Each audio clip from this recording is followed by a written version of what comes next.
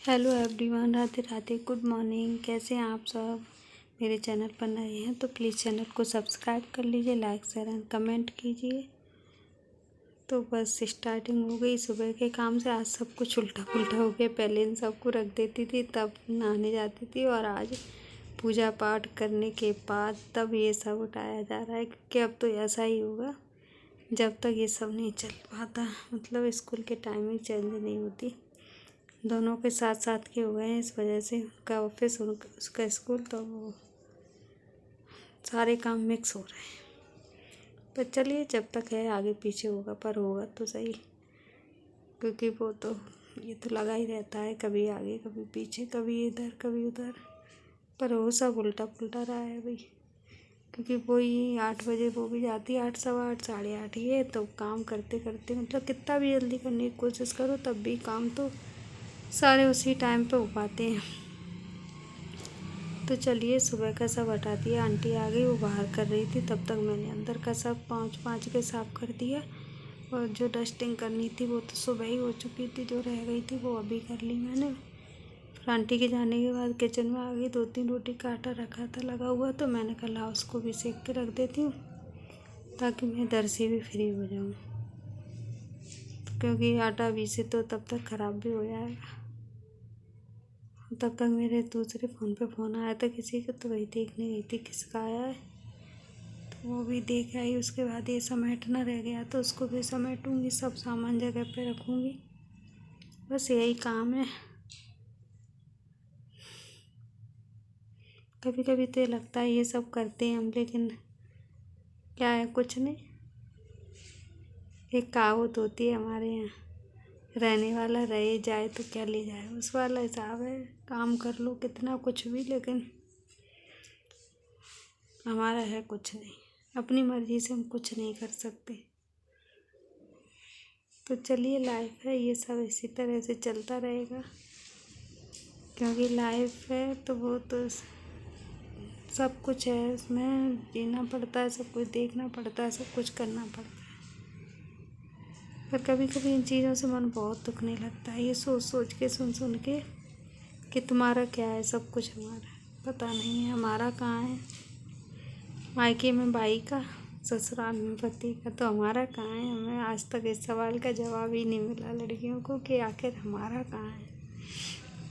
मायके में ये सुनने को मिलता है कि भैया भाभी का है, ससुराल में ये हमारा है, तो फिर हमारा कहाँ है। लेकिन क्या करें, अब सब सुनने को भी मिलता है, सुनते भी हैं, करते भी हैं। कोई नहीं साथ ले जाता, हम भी नहीं ले जाएंगे। नहीं है तो ना सही, जिसका है उसी का सही, उसी को मुबारक। तो बस ये सारे काम तो मैंने निपटा दिए। अभी पहले उठाना दिखाया, तो बाकी साफ करने के बाद ये सब जगह पे बिछाने भी पड़ेंगे। तो बस ये सब बिछा दिए। शाम का टाइम है, गुनगुन ने कहा पाव भाजी बना दो, तो वो खाती भी बड़ी शौक से, इसलिए मैंने सोचा चलो पाव भाजी बनाती। खाना तो कुछ ना कुछ बनेगा ही, तो चलिए पाव भाजी बना देते हैं। तो उसके लिए मैंने आलू को छील के बॉईल करने के लिए रख दूँगी, और मटर भी उसी में डाल दूँगी। जब तक ये बॉईल होंगी तब तक मैं अपना और काम देख लूँगी। तो रख दिया है मैंने, मटर भी डाल दिए धो के, आलू भी डाल दिए 2-3 बार पानी से अच्छे से धो के। उसके बाद मैंने ये सब छिलके हटाए, और ये आलू गल गए तो मैंने इधर रख दिए। तो उधर मैंने चाय बनाई, क्योंकि जे भी आ गए थे तो चाय पियेंगे। उधर चाय बन रही है, इतने में मैं लहसुन प्याज और टमाटर का पेस्ट बनाने की तैयारी कर लेती हूँ।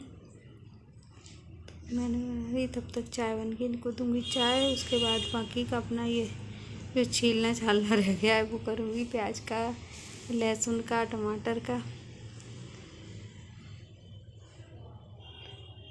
चाहे कुछ भी हो, लेकिन हमको तो हमारे काम करने ही पड़ते हैं। मुझे तो घबराहट भी होती है, तो मेरा काम टाइम से नहीं हो तो मुझे बहुत गंदा लगता है, अजीब सी बेचैनी सी होने लगती है। इस वजह से मैं ये सोचती हूँ किसने क्या कहा, किसने क्या सुना।